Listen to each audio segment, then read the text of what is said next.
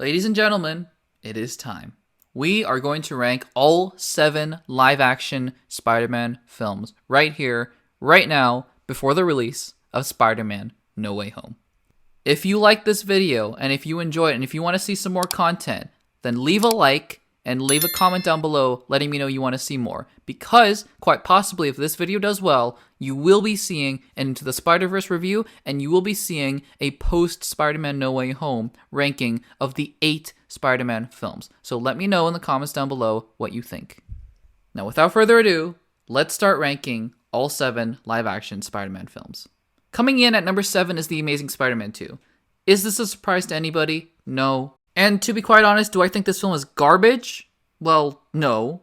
But it's kind of close. It's actually kind of surprisingly close, and it really startled me how much I disliked this film when I watched it again. This, like I said in my review, is the perfect amalgamation of The Amazing Spider-Man, basically everything I didn't like about that film, and Spider-Man 3. Also basically everything I didn't like about that film, minus emo Peter Parker, which we will get to in just a bit. It has way too many villains, it has very poor performances from Jamie Foxx and Dane DeHaan, it has very weird Peter Parker-isms again from Andrew Garfield. The chemistry between Emma Stone and Peter Parker, as portrayed by Andrew Garfield, is still pretty good, and the action is okay. The story is a disaster, but you know what? It's a Spider-Man movie. And so it's not horrendous, but it's not good either. The Amazing Spider-Man 2. Coming in at number 6 is The Amazing Spider-Man. So just like its counterpart, it is kind of weird. The story is kind of generic, at least. It's not a mess this time, but it's kind of generic. And the lizard is trying to turn everyone in the city into giant lizards, which is great, I guess. But still, it has the foundations for a good Spider-Man origin story. It's just that this Peter Parker in this movie is weird and creepy, and he stalks Gwen Stacy, and he's kind of mean to everybody, and he is just a bad person. And so when the Spider-Man part of The Amazing Spider-Man isn't there, and the amazing part of The Amazing Spider-Man isn't there, you just have what is this movie? It exists. It's just there. That's basically the best way I can describe the film. Everything about it is not terrible. It's just kind of weird, and maybe it's subjective to me that I don't like Andrew Garfield that much in the role. But whatever, I just think this movie is kind of weird and sets the foundations for a weirder, poorer sequel. Because it's The Amazing Spider-Man 2, and it's not good, like we just talked about. Coming in at number 5 is Spider-Man 3. So yeah, these are probably the 3 worst Spider-Man films by a pretty decent margin. And like I said in my review though, this Spider-Man film is not necessarily that bad. It's not even close to being a disaster. And I don't even think The Amazing Spider-Man is a disaster either. I just don't think it's that good. But when you have the setup of Spider-Man 1 and Spider-Man 2, you should be in a position to hit a home run with Spider-Man 3. The key word there being should. Because what this film decides to do is basically ditch the storyline of Harry versus Peter, which is a very compelling storyline, and just turn it into a C or a D storyline, and bring in Sandman and Venom out of absolutely nowhere. Just completely randomly. Okay? And this film is just bogged down by the weight of what it wants to do. This film, like I said, could have been 3 separate films, and instead it chose to be one put together, cobbled together, messy movie. And that's really unfortunate, because there is a good movie in there. There are 3 good movies in there. Unfortunately, we have this one kind of mediocre one. Coming in at number 4 is Spider-Man 1.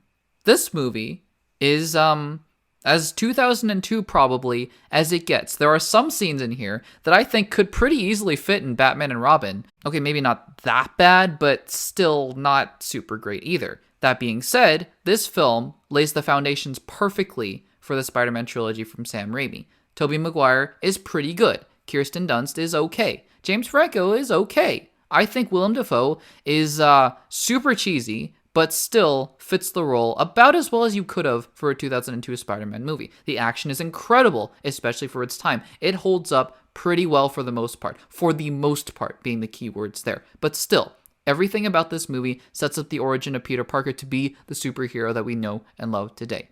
Good movie. Not a great movie, good movie. Coming in at number 3, we have Spider-Man 2. This movie is about as close as it comes to not being better than the MCU Spider-Man films, in my opinion, but almost being there. Almost.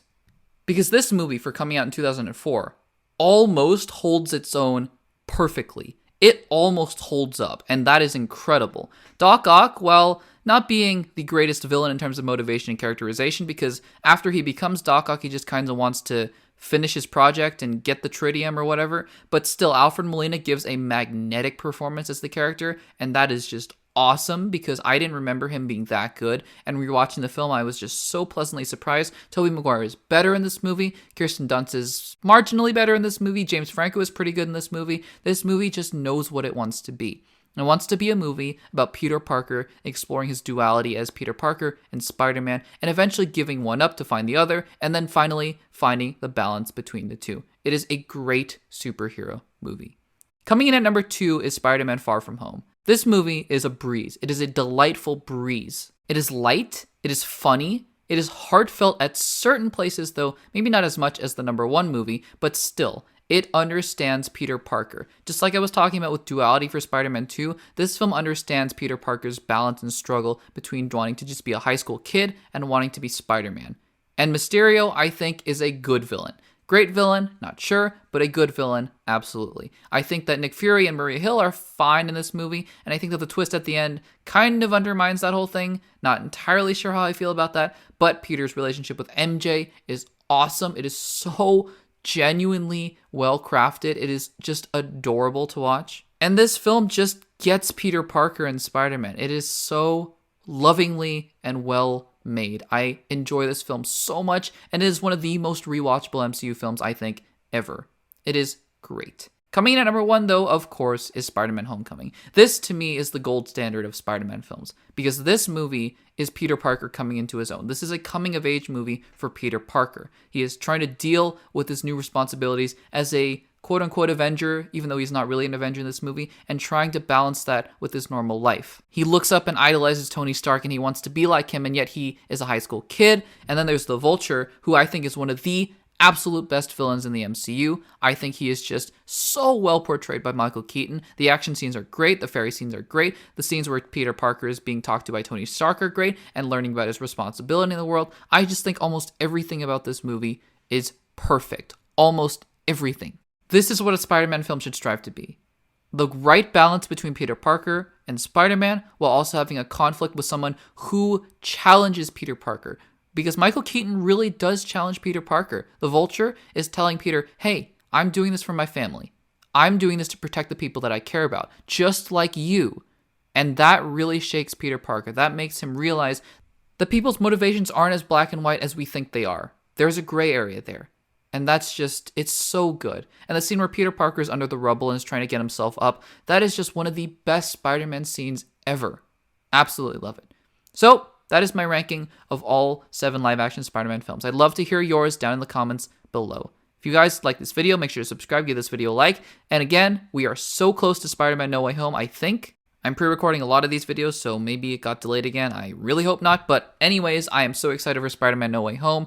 And if you enjoyed this video and you want to see some more Spider-Man content, hint, hint, wink, wink, like I mentioned before, let me know in the comments, give this video a like, and check out the more videos on the screen right now.